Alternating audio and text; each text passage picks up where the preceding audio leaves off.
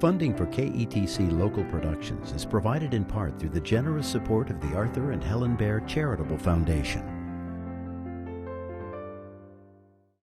And this Emmy Award-winning program wouldn't be possible without your support. Thank you to the members of Channel 9. You make it possible.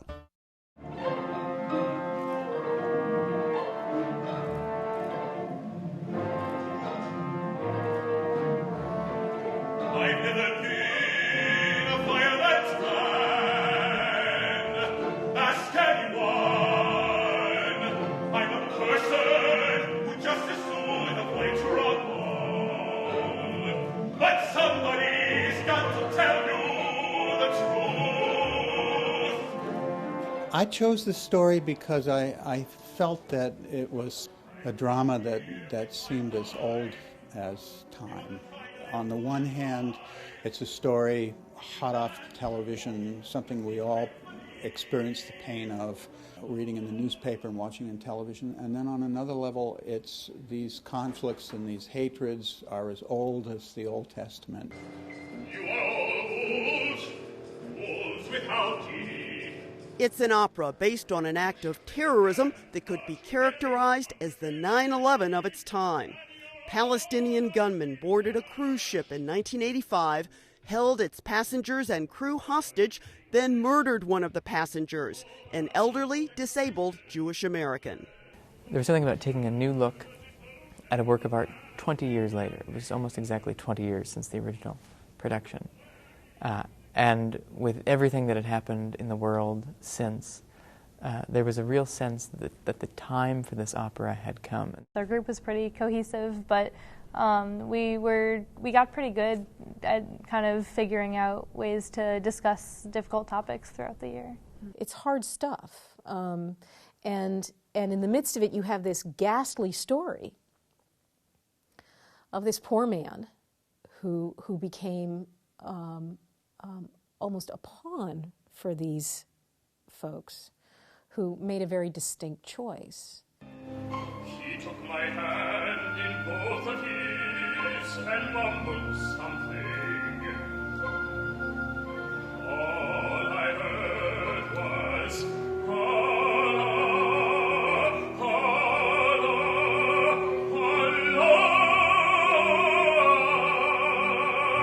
A new staging of this controversial and rarely performed work premiered June 15, 2011 at Opera Theater of St. Louis. Previous productions have been criticized for allegedly being sympathetic to terrorists and anti-Semitic. Our subject tonight is really about the music of this opera and John Adams, and why it is that John Adams' music is so powerful. Coinciding with this production were community discussions about the opera and how the arts can promote constructive dialogue on sensitive issues. The following examines both processes.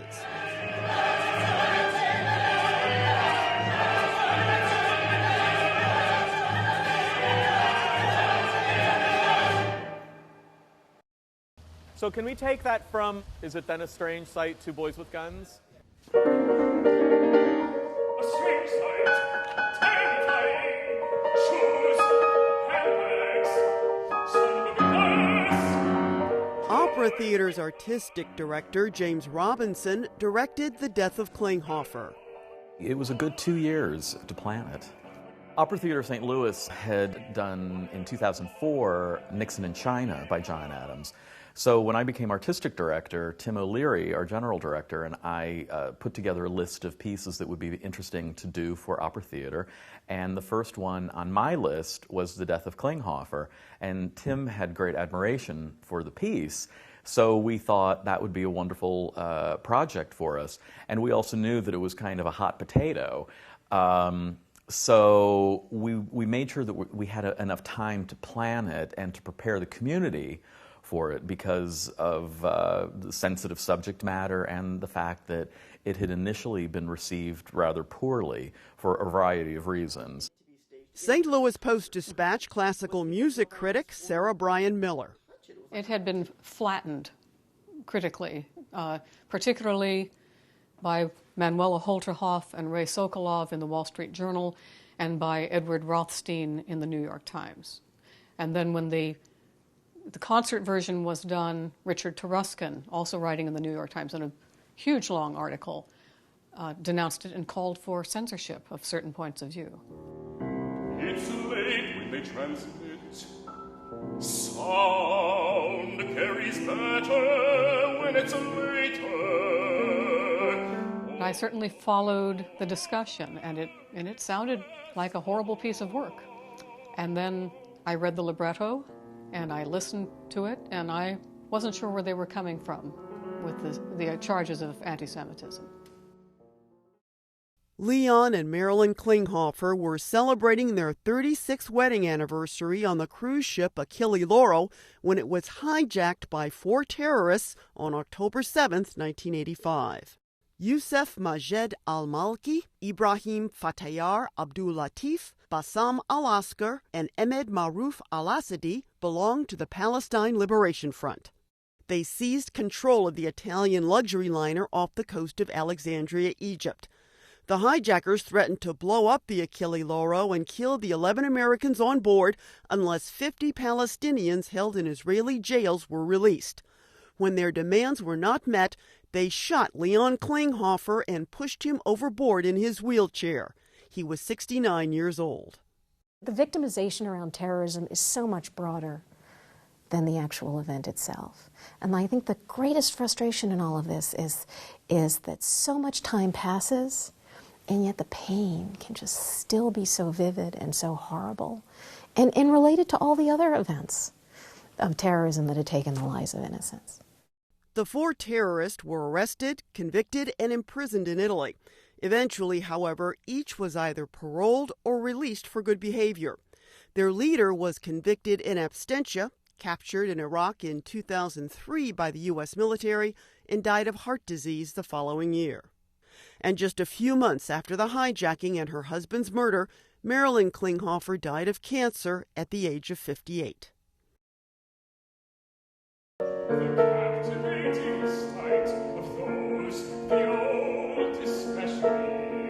The Death of Klinghoffer debuted in Brussels, Belgium in March of 1991, followed by an American premiere 6 months later at the Brooklyn Academy of Music. Only 2 more full stagings of the opera, plus 2 concert versions, were presented between 2003 and 2009. Mezzo-soprano Nancy Maltzby, who portrayed Marilyn Klinghoffer, sang the role previously with the Brooklyn Philharmonic. I think John Adams' music is difficult, so I feel like I had a leg up, because I was familiar with the music. And I'd thought about her, but not in the same way that you do when you do a fully staged production. But I would say musically that I was familiar. I liked the piece. We hit it off like before we even began singing, so there was a real connection there. Baritone Brian Mulligan portrayed Leon Klinghoffer. Before I began the whole project, I was talking with the director, Jim, and saying, I really want this to be honorable. I don't want it to be exploitative at all. I want him to have dignity. To play an evil character for the first time was a little difficult. The hijacker, known in the opera as Mahmoud, was played by bass baritone Aubrey Allicock. It is you. It is they who decide to live. He joined the cast as the replacement for another artist shortly before the start of rehearsals. It was a little scary at first, given the quick learn for the music, but it was powerful. And it's about the death, not just of Klinghoffer, but of humanity. And we're living in some difficult times now, and this could happen to anybody at any moment. And it wakes you up. It's a reality shaker, The captain comes with me to speak to Syria. Much of the opera focuses on the captain of the cruise ship, someone trying to protect the passengers and reason with the hijackers, with tragic results. And I tried to get as much of a sense for who these people were and what they went through as I could. Baritone Christopher Magira. He's a good man caught in just a horrible situation. Any way he moved would have probably been a choice that got someone killed. Rehearsals were underway less than a week when Opera Theater hosted a panel discussion about John Adams' work as part of the company's annual Spotlight on Opera series. The Michael and Barbara Newmark Institute for Human Relations, part of the Jewish Community Relations Council, worked closely with Opera Theater, developing all 3 Klinghoffer forums. Normally part of what we do at Spotlight is we keep everything light and airy, and we sort of enjoy talking about the ideas behind the operas, but also laughing a lot. I have a feeling that tonight's program will be a little bit more serious and appropriately so. The panelists included Klinghoffer conductor Michael Christie, stage director James Robinson, and St. Louis Symphony chorus director Amy Kaiser. Michael, you've conducted it before, and so you're probably one of the few conductors in the world who gets a second chance at doing any contemporary opera, but particularly this one. There's a formula in a certain sense. John wouldn't say that it's a formula, but it's obvious in his pieces that touches even the most classical sensibility. If we think about classical music, Mozart and Schubert, he distills all of his music down to just a few elements, and then the musical language is then individual. So those elements are rhythm and melody, are the 2 principal ones that we're talking about. And as you listen to Death of Klinghoffer, or pretty much any work of John Adams, you will find, almost without fault, that he opens his musical idea with the establishment of a pulse, a rhythmic pulse, which, like the minimalists that he followed, like Steve Reich or Philip Glass, is just a seminal building block of the minimalist movement, returning back to these basic tenets of music.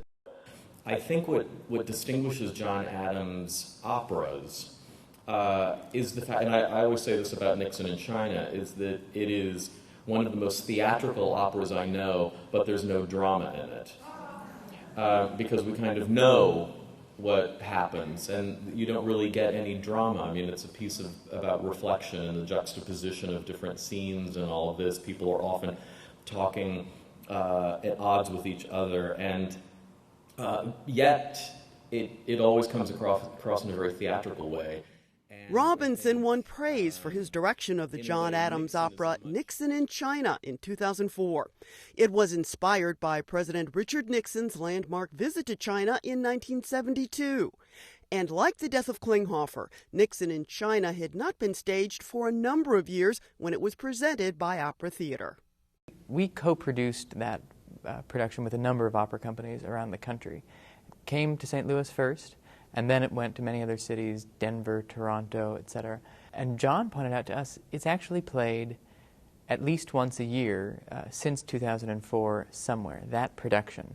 And it's one of the things that kind of led to an establishment of that opera as almost a repertory standard. Adams' music is not scary.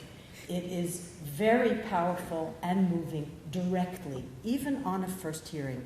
And you know more of it than a lot of people around the country. Nobody knows and plays John Adams' music better than our orchestra. So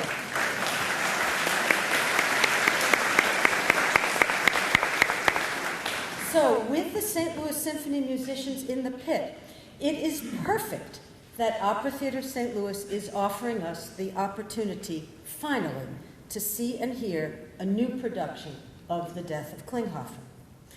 It is also perfect because of the Jardine Young artists who make up the members of the chorus. Adams loves composing for chorus. It's lovely to talk about a composer in the present tense. And the chorus in Klinghoffer plays a huge role. Their music accounts for about 30% of the music in the opera. That's amazing.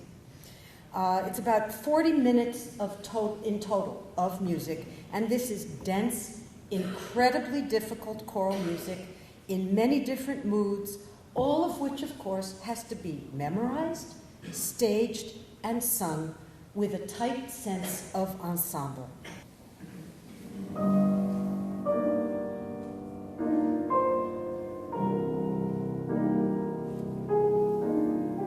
Audience members got a preview of what to expect with arias by 3 understudies in the cast. This is Nathaniel Brown singing Leon Klinghoffer's aria of The Falling Man.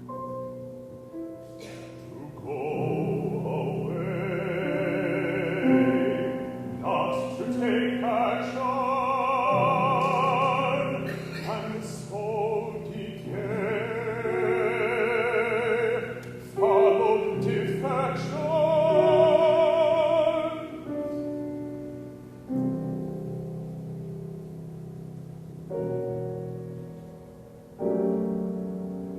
Study the laws they celebrated,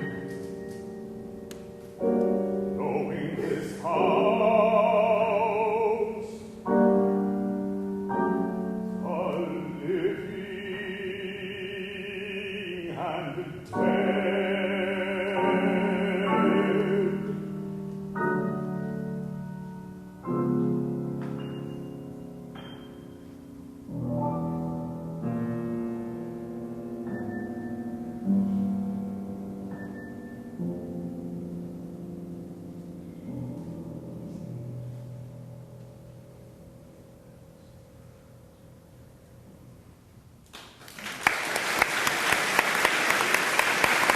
the living and dead. So I would like to open the floor for your questions, and I will say before I forget also that our education department has made a very wonderful discussion guide with the help of the members of our Interfaith Steering Committee. Yes, in the back. Thank you. Adams scored Nixon for amplified voices. Is Klinghoffer also similarly the singer's amplified? I'm so glad somebody asked this question, and the answer is yes. Don't anyone get mad at us for using amplified voices on the stage, because this is how John Adams conceives of the sound of the opera, which was also true for Nixon. I'm saying this correctly, am I not? Maybe you should answer. Yes, any vocal work, with the exception of Transmigration of Souls, if it has a vocal soloist, it is now to be amplified, even if it wasn't for Wound-Dresser, any of even his earliest works. Would you like to discuss shame? What the question is referring to is that when the Juilliard School did the opera in 2009, the president of the Juilliard School, Joseph Polisi, received a letter complaining that this opera, because the letter charged that the opera contained a justification for the act of terrorism that it depicts. And Joseph Polisi responds, I think very eloquently in his letter, that no, in his understanding of the opera, there's absolutely no such justification implied, and in fact quite the opposite, that the opera has the themes that we've all just been discussing. So he ends his letter by saying it's not shame to put on the opera, but it would rather be shame if we allowed our fear of dealing with difficult issues to prevent us from putting on an important work of art such as this opera by John Adams. So obviously we agree with that point of view, so we published his letter in our program book. When I heard Marilyn Klinghoffer sing, "My best friend was killed by a punk," I'm already caught in the tragedy that it's still happening. Yeah. And sentences like that are so gripping, I can hardly wait to see the unraveling on the stage. So I'm so glad that you're doing this. Thank you. I think that's the note we should end on.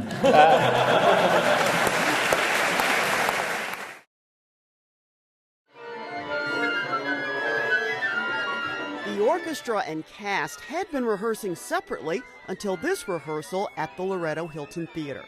I've actually felt quite lucky to not be seeing this music and learning it for the first time, because that's hard, and my hats are off to the whole crew of it, because they came from the first day with their opinion about it and their musical preparation. 100, please, 100.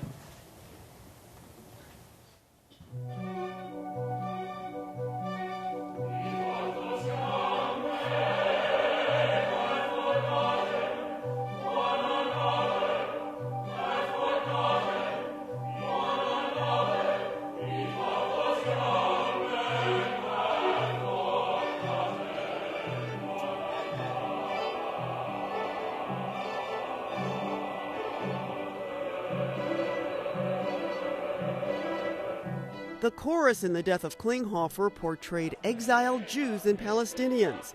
Their roles in the opera provided a backdrop to the Achille Lauro tragedy.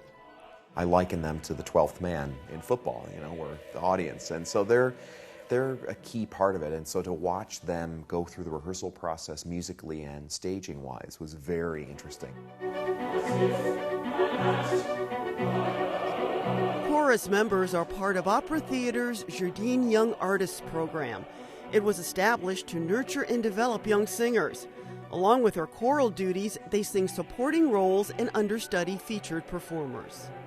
In the chorus you had people of such diverse backgrounds, somebody who had been airlifted out of Lebanon, somebody who had grown up in Iran, somebody who attended Jewish day school, etc., all themselves having to discuss, well, what does this all mean? What are these words, and what does this music mean to us? And of course, once those conversations begin, the outcome, if you're really having a conversation, is almost always wonderfully positive. People rise to the challenge of finding common ground time and time again. I said, now you have made it clear to the authorities on shore that your demands are serious. It seemed like everybody just stepped into their roles, and partially because I've never seen this opera before, I've never seen anyone else do it. I've never really heard anyone else do it, except for the once or twice I listened to the first recording. And I can't imagine anyone else in those roles. I mean, those people are the roles to me, and so it was a real pleasure to work with every single one of them. There was no weak link in the cast, which is quite rare, I think.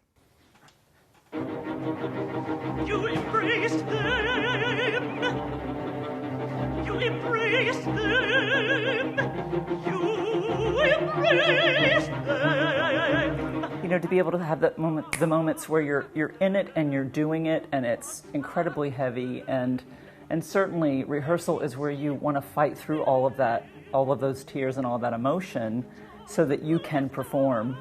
Among the first people to see this production were members of the teen interfaith discussion group known as JAM. It stands for Jews and Muslims. How do they look? I mean, their expressions on their faces. Does that help us understand it? In preparation for attending the opera, JAM members went on a tour organized by Opera Theater to the St. Louis Art Museum to see works of visual art that deal with issues of conflict and loss. There's some form of punishment. Who's the good guy in this scene? One person says the Punisher. Why do you think it's the good guy? Because he's wearing the classical laurel branch. He's much more in the light.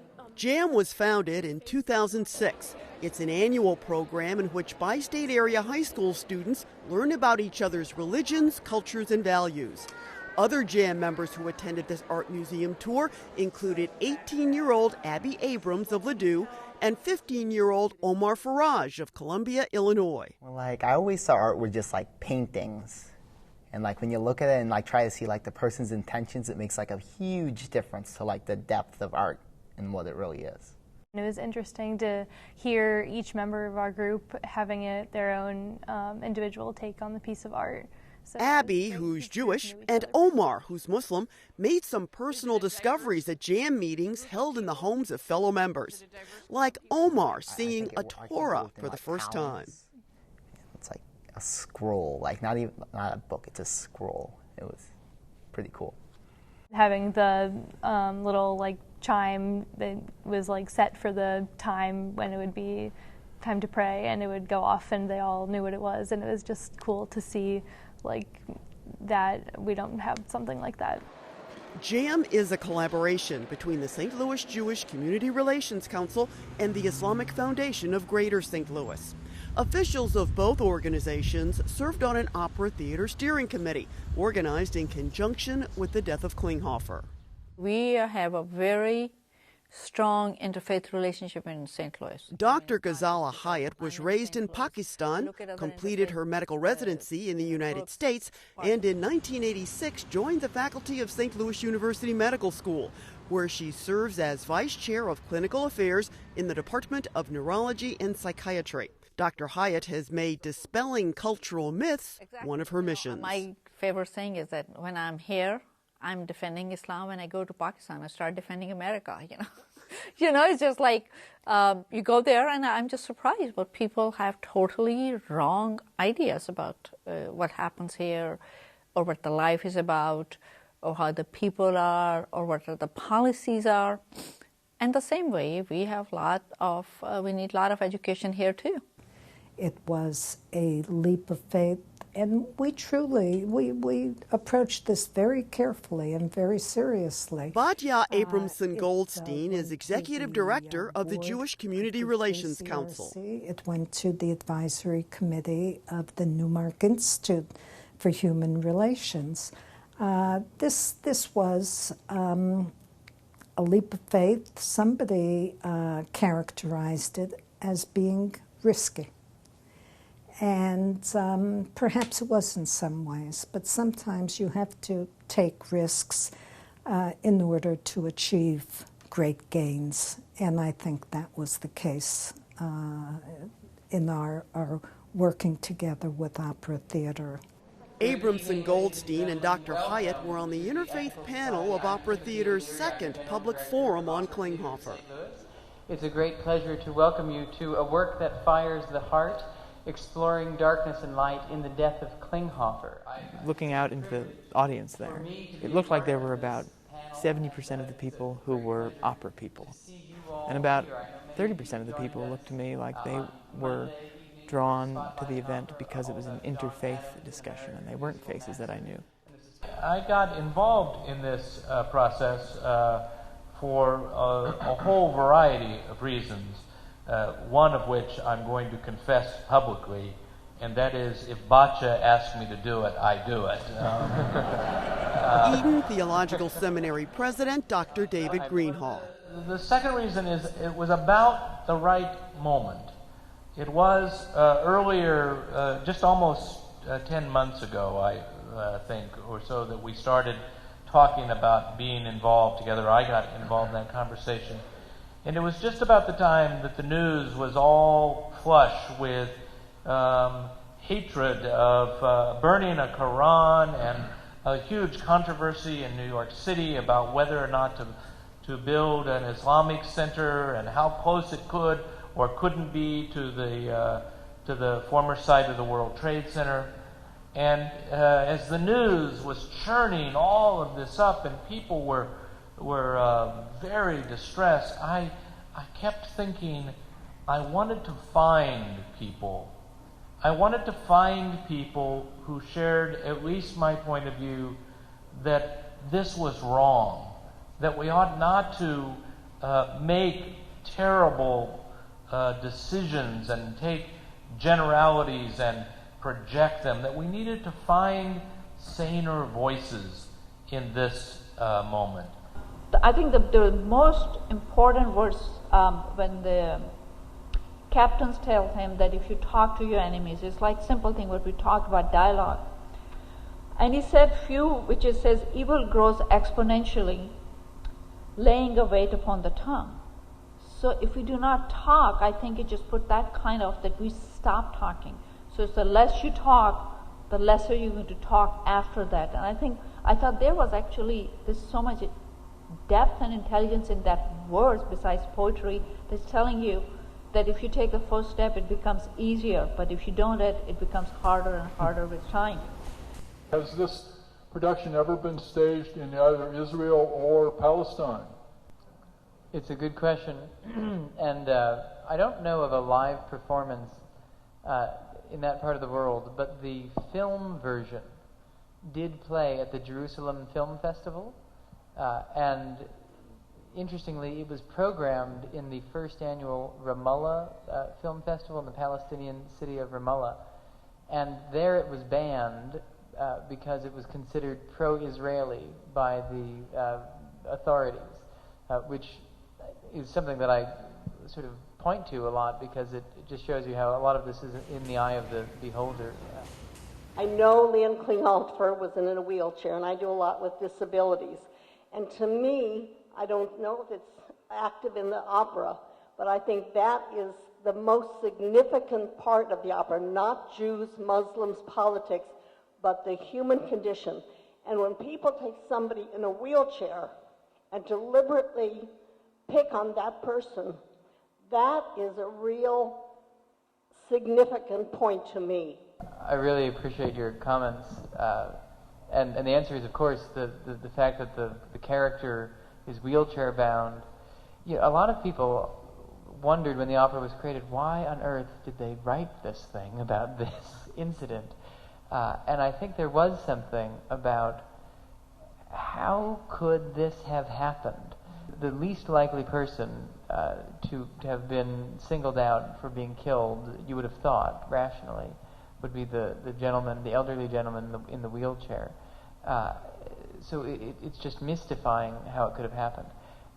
A lot of people, in fact, some people who are opponents of the opera and think the opera shouldn't exist, say that it shouldn't be called the Death of Klinghoffer. It should be called the Murder of Klinghoffer. It isn't what they did and how to evaluate what they did, but rather what happened before to them that brought them to that point. And when the terrorist says, I can't talk peace, I'm beyond that point, there's no turning back for him. I think that's the crucial terror part, and also the sense of hopelessness that is trying to be conveyed about the Palestinian cause. And this is what brings people to violence, is a sense of helplessness. It gives voice to the reasons, but then essentially it condemns the action, and condemns it both by Leon Klinghoffer himself berating his soon-to-be murderers, and Marilyn Klinghoffer. I think Adams is seeking the lowest, most common, most human denominator. And that is the description of the death of Klinghoffer is what happens when humans do not live in the present, when they do not respect common humanity, and when they try to explain instead of simply describing and accepting. If we didn't get disturbed at the death of someone like a Leon Klinghoffer, if it wasn't distressing to us, then we would be lost. But if it's able to disturb us, it sets what I call a threshold of outrage that is set low enough that we can still be disturbed. And even though it's distressing, I find it incredibly hopeful that we can still be disturbed at acts of violence and have not grown numb at them. The wheelchair symbolized very powerfully in the opera. But Washington University professor and essayist Dr. Gerald Early shared a shocking example of people whose revulsion of violence turned to numbness and much worse. I have a scholar friend of mine who has written a book on Japanese soldiers who committed war crimes during World War II. They committed the most barbaric, atrocious forms of torture against people on islands that the Japanese occupied during World War II. Most of these soldiers are still alive. None of them will apologize for anything that they did. And what's interesting is that many of the soldiers started out saying, oh, when the first time I had to torture somebody and do these horrible barbaric things, I got sick. I threw up. It was horrible. But when I did it the second time and the third time and the fourth time, I got used to it. And then after a while, it didn't bother me anymore. Then it got to the point where it felt fine because I started thinking less and less I was killing people. And one of them particularly pointed out that I really liked to kill people who were sick and people and young people and children. And so the interrogator asked him why, and he said, I was offended by their weakness. And I thought that was a very profound thing, and perhaps that's what these terrorists were, actually offended by his weakness. I think you've created a space, this being that kind of a space, which opens up the best part of humanity for people to be able to talk. And so I really want to thank you for bringing that to St. Louis. I think it's just a wonderful opportunity. Thank you. I'd like to thank all of these panelists and Dr. Gerald Early for being our moderator. You've all been so generous with your time. Ladies and gentlemen, could we just give them all a round of applause?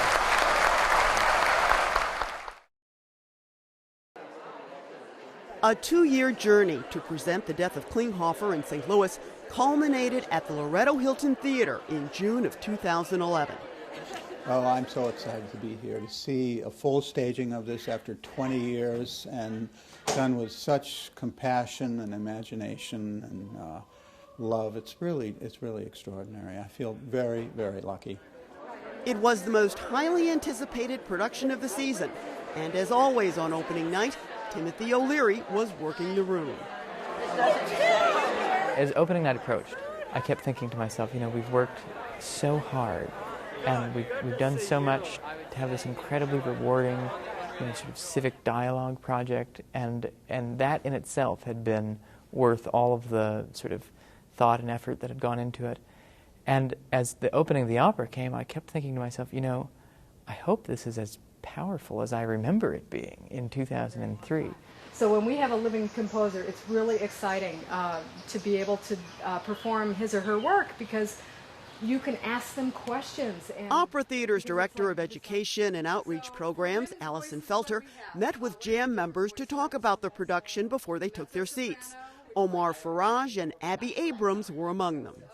There's like a lot of parts of operas that you don't expect if you haven't seen an opera, like, because the choruses and like multiple people talking, you need to be like warned, almost. Yeah, she was very helpful with explaining kind of what the music would be doing, and we had read over the libretto before meeting with Allison, and she kind of explained some of the artistic choices of John Adams and told us like what to expect with the different parts of the music and the voices of the singers. But the mere existence of this production is very distressing to the two most prominent opponents of the opera, the daughters of Leon and Marilyn Klinghoffer. In a news release, Lisa and Ilsa Klinghoffer said, "The Death of Klinghoffer takes a heinous terrorist event and rationalizes, legitimizes, and explains it. There is no way that this terrorist murder can or should be presented in a balanced manner." The Klinghoffer daughters have maintained their position since attending the original 1991 production in Brussels. The news release was issued on their behalf by Anti-Defamation League Regional Director Karen Aresti. They suffer every single time the opera gets produced in any way, shape, or form, whether it's concert version or in full staging. They had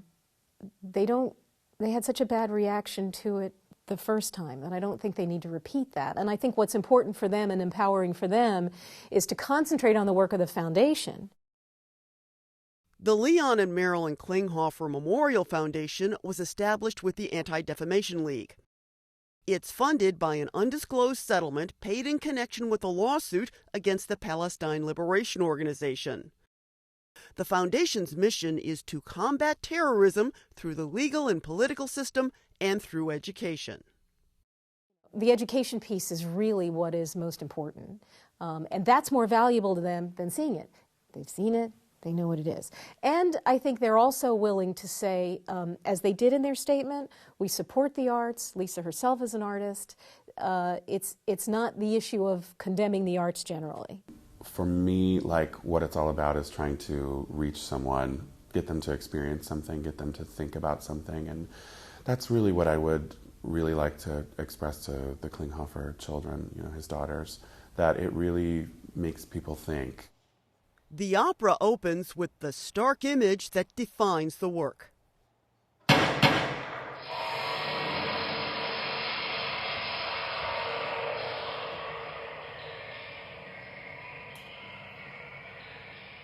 This prologue continues with the choruses of exiled Palestinians and Jews.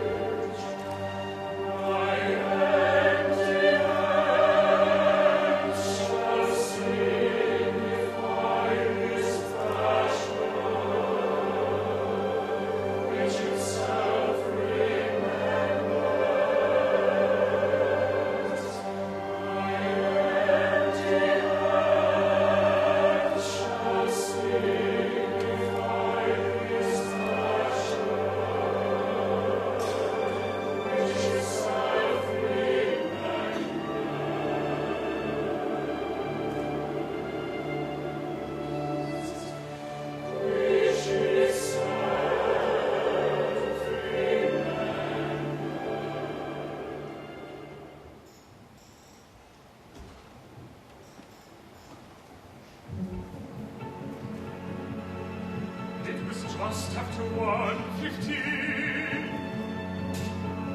I was awake, but lying down, as I had spent a sleepless night before we docked that morning.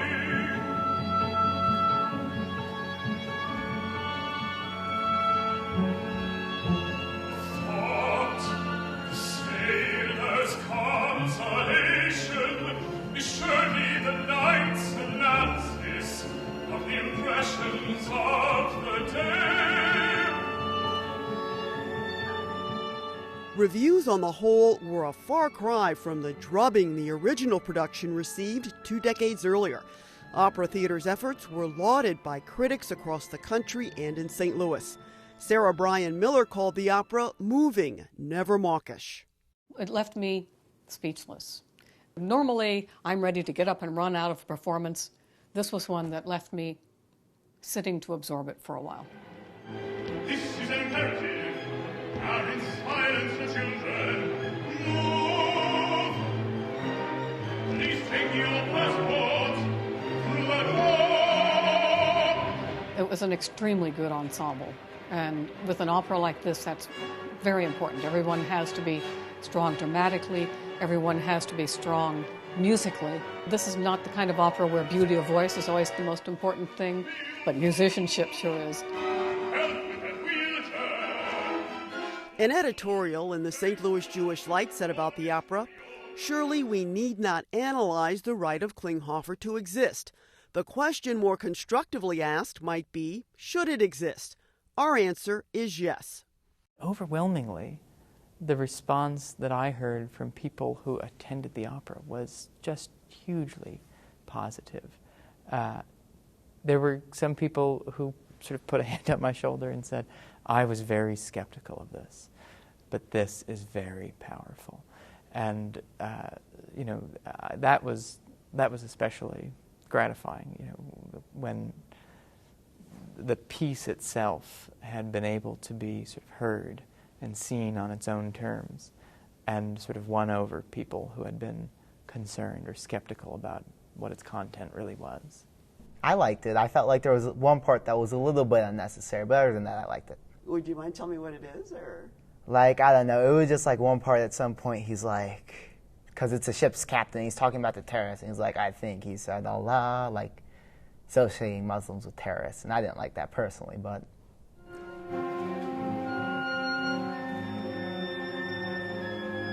Do you feel he lumped all Muslims into the same category?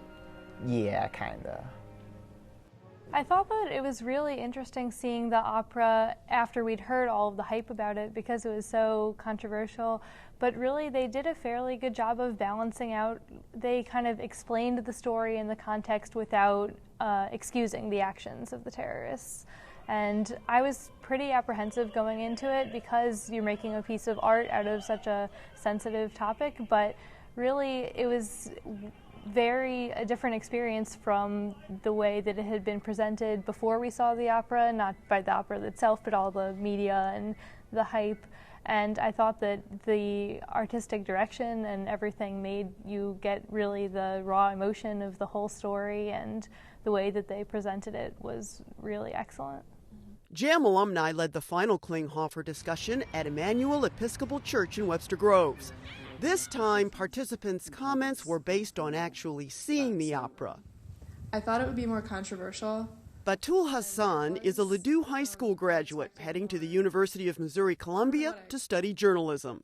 The memorable thing for me in the opera, I think, was when they had kind of the split, and it was like when they had the terrorists doing their singing, and then they also had the terrorists as like little kids and like childhood memories that they had. I thought that was kind of striking for me to see.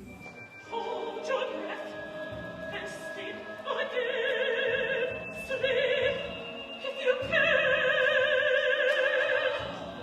I also expected more controversy, more things that would really, really trouble me. Hody Nemus is a 2008 graduate of John Burroughs School. He's focusing on environmental studies and English literature at Yale. I think it was the night chorus first of all, just aesthetically, just incredibly beautiful. I was just overwhelmed by the music and the words. And specifically, there was a line about, the Messiah will come, the Antichrist will come, and Elijah will come. It seemed like a very apocalyptic chorus. But it seemed also to me that in that chorus, sort of the sense that I got was that justice will be served in the end, and that injustice will be righted. So, and I thought that was a very important message to have in this opera. I should mention that we have 3 members of our chorus with us today. One of them is mezzo-soprano Jenny Bank of South Africa. One of the interesting things among the young artists, having Shirin and me and a few other people who have dealt with this and conflict of religions and dealt with this entire subject for most of their lives, is actually how similar the religions are. And I think that's really portrayed beautifully in the opening 2 choruses. They're the same, it's the same problems, it's the same God, it's, there's so much similarity and yet they're still fighting. And I think that's, again, those opening 2 choruses are just so emotional for both sides, for everyone. First rehearsal was difficult. There's something about being from the Middle East and just being part of a group of countries that is so in conflict that you have to be on top of the news, kind of. Chorus member and mezzo-soprano Shirin Eskandani grew up in Iran.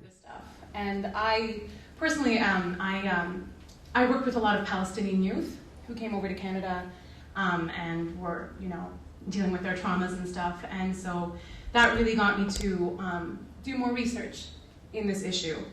And I think what was so heartbreaking is that you don't hear every story, and you don't hear everything that's happening. And unfortunately, the news can't cover everything. And some things are a little too controversial, some things are a little too touchy, and they hit too close to home. But I think certainly as a young person, I think especially now with the internet and with social media, we can actually be involved, but that's our own personal choice.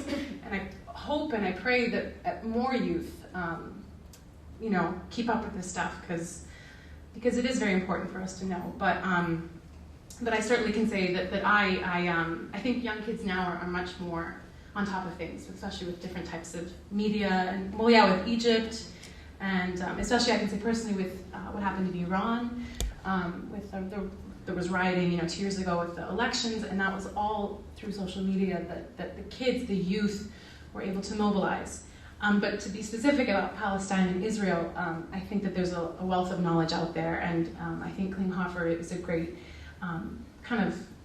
it opens the door for something if you would like to cross that threshold. But it's a very scary threshold, and some of us don't want to cross it.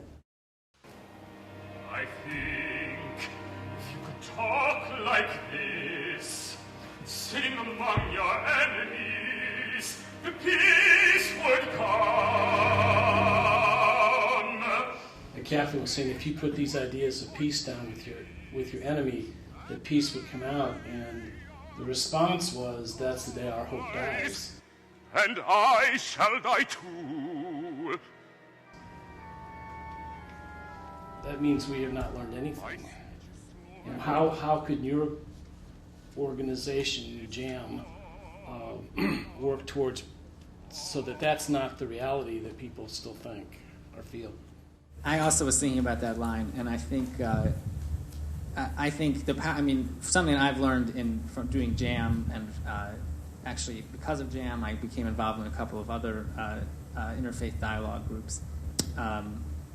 I think from those experiences, I've definitely seen that being able to sit down with someone you don't agree with and actually talking to them, actually listening to their narrative, trying to understand it, and leaving at the end of the day, not necessarily having changed your mind, but with a more nuanced understanding of the situation and appreciation for their story. I think that is the solution to the conflicts that plague the Middle East, let alone the entire world. But the problem is, of course, getting people to the table who don't want to be at the table. Really, what it comes down to is lust for power. And what could be more powerful than thinking God is on your side and nobody else's? And I think that when we learn to have humility in our approach to God, which we believe to be our one God, and have so many similarities in our beliefs, in our religion, and the way we approach it, then we can begin to make sense.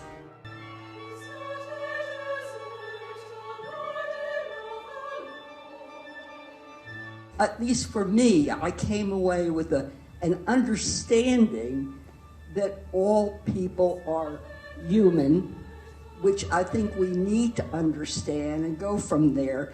And for the young people, have the ideals and do have a look to the future that has hope in it.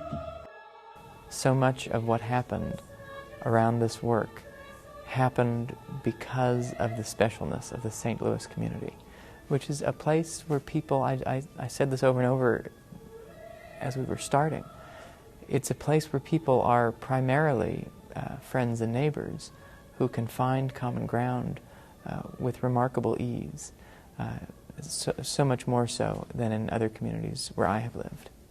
Maybe we have decriminalized the piece, and by decriminalizing it and by having such an incredibly warm reception, both in the community and in the press, maybe we've done something in a way that will open the door to other people saying this, because I do think that it is a moving, relevant, touching opera.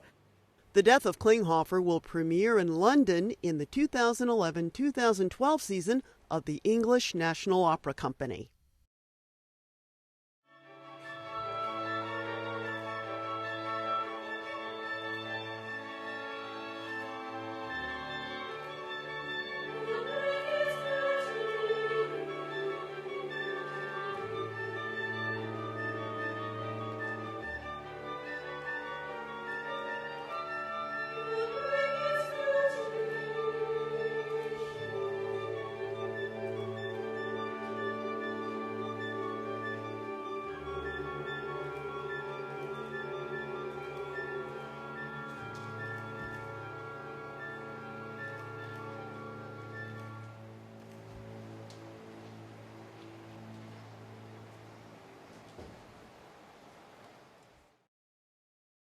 Funding for Living St. Louis is made possible through the Mary Rankin Jordan and Eddie A. Jordan Charitable Foundation and through the generous support of the members of the 9 Network of Public Media.